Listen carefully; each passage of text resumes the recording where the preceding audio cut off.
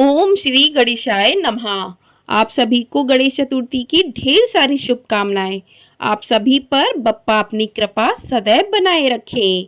आज की वीडियो में आप जानेंगे कि साल 2024 में भादव मास में गणेश चतुर्थी कब मनाई जाएगी, बप्पा को घर पर लाने का शुभ मुहूर्त क्या रहेगा, पूजा का शुभ समय क्या रहेगा। तो आप सभी लोग वीडियो में अंत तक बने रहिएगा और वीडियो को पूरा अवश्य देखिएगा। भादव मास के शुक्ल पक्ष की चतुर्थी तिथि से गणेश उत्सव की शुरुआत होती है। इस दिन लोग अपने घर पर बप्पा को लेकर आते हैं और पूरे विधि विधान के साथ उनकी स्थापना शुभ मुहूर्त में करते हैं। इसके बाद 10 दिनों तक बप्पा को घर में रखकर उत्सव मनाया जाता है। कुछ लोग यह स्थापना 1 दिन, 3 दिन, 5 दिन, 7 दिन की रखते हैं और वैसे 10 दिनों तक बप्पा को घर में रखा जाता है। इस दौरान भक्त बप्पा की खूब सेवा करते हैं, उन्हें प्रिय मोदक, लड्डुओं का भोग लगाते हैं और रोज दोनों समय उनकी आरती करते हैं। उसके बाद 10वें दिन बप्पा का विसर्जन कर दिया जाता है। धार्मिक मान्यता है कि भाद्रपद मास के शुक्ल पक्ष की चतुर्थी के दिन ही बप्पा का धरती पर जन्म हुआ था, आगमन हुआ था। इसीलिए भाद्रपद मास के शुक्ल पक्ष की गणेश चतुर्थी पर बप्पा का पूजन किया जाता है, बप्पा को घर में लाया जाता है और बप्पा का आगमन जो है दोपहर के समय हुआ था, इसीलिए दोपहर के समय ही इनका पूजन उचित माना जाता है और इनको घर पर भक्त लाते हैं बड़े प्यार से और 10 दिन तक इनको अपने घर पर रखते हैं, क्योंकि बप्पा इन 10 दिनों तक पृथ्वी पर वास करते हैं और अपने भक्तों के सभी कष्टों को दूर करते हैं। मान्यता है कि गणेश चतुर्थी पर माता पार्वती और शंकर जी के पुत्र गणेश जी का जन्म हुआ था। इस दिन घर में गणेश जी को विराजित करने से साल भर सुख बरकत प्राप्त होती है और बप्पा अपने भक्तों के सभी कष्टों को हर लेते हैं, सभी विघ्न को हर लेते हैं। आइए अब जानते हैं कि चतुर्थी तिथि कब से प्रारंभ होगी और कब समाप्त होगी। तो चतुर्थी तिथि प्रारंभ होगी 6 सितंबर शुक्रवार दोपहर 3:01 से और चतुर्थी तिथि समाप्त होगी 7 सितंबर शनिवार शाम 5:37 पर। यानी कि 6 सितंबर शुक्रवार दोपहर 3:01 से चतुर्थी तिथि प्रारंभ हो जाएगी और समाप्त होगी 7 सितंबर शनिवार शाम 5:37 पर। तो उदया तिथि के अनुसार साल 2024 में गणेश चतुर्थी का पर्व 7 सितंबर दिन शनिवार को मनाया जाएगा। इसी दिन बप्पा को घर पर लाया जाएगा और उनका विधि विधान से पूजन किया जाएगा। अब जानते हैं शुभ मुहूर्त के बारे में। तो 7 सितंबर को सूर्योदय सुबह 6:14 से होगा और सूर्यास्त शाम 6:34 पर होगा। ब्रह्म मुहूर्त रहेगा सुबह 4:38 से लेकर 5:26 तक और अभिजीत मुहूर्त रहेगा दोपहर 12 बजे से लेकर 12:49 तक। राहु काल रहेगा सुबह 9 बजे से लेकर 10:30 बजे तक। राहु काल में कोई भी शुभ काम नहीं किया जाता है। अब जान लेते हैं बप्पा को घर लाने का शुभ समय क्या होगा। तो बप्पा को घर लाने का शुभ समय 7 सितंबर शनिवार को सुबह 11:03 से लेकर दोपहर 1:34 तक का होगा। इसी समय में आपको बप्पा को घर में लाना है और बप्पा का पूजन भी इसी शुभ मुहूर्त में ही करना है। उनका पूजा वगैरह जो है इसी शुभ मुहूर्त में करनी है। उसके बाद बात करते हैं कि गणेश जी का विसर्जन कब करना है। तो गणेश विसर्जन करना होगा 17 सितंबर को अनंत चतुर्दशी के दिन। तो गणेश विसर्जन का शुभ मुहूर्त होगा, सुबह का मुहूर्त होगा सुबह 9:11 से लेकर 1:47 तक।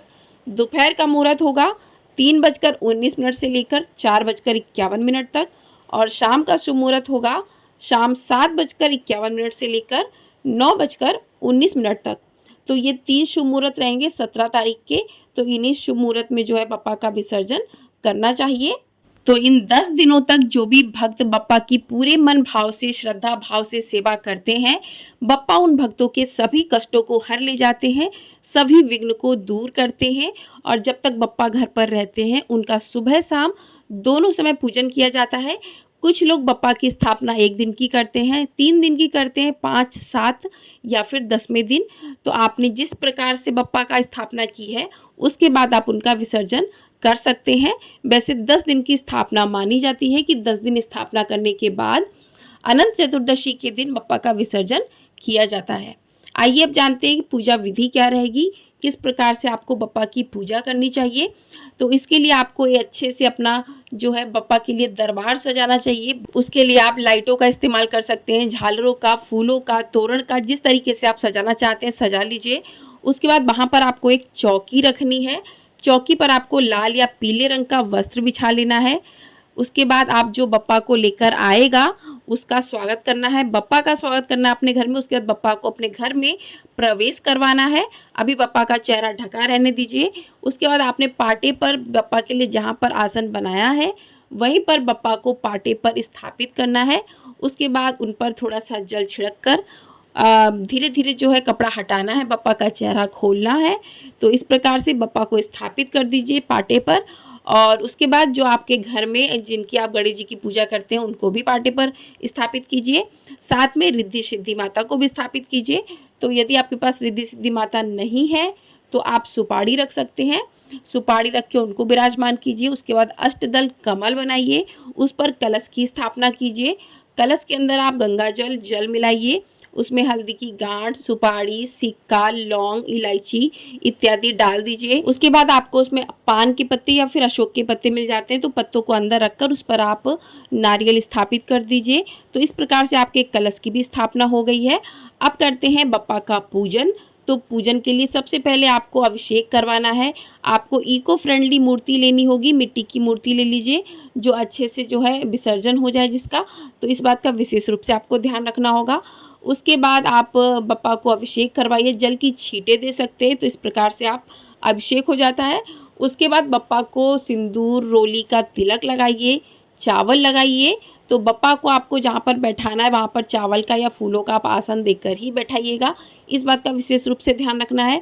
कलश का पूजन कीजिए, कलश पर स्वास्तिक बनाइए, कलश के कंठ में मौली बांध दीजिए और कलश को तिलक लगाइए, चावल अर्पित कीजिए भगवान गणेश को और रिद्धि सिद्धि माता को अर्पित कीजिए, तिलक लगाइए, चावल लगाइए। तो इस प्रकार से पूजन कीजिए। उसके बाद दीपक जलाइए, दीपक का भी पूजन कीजिए।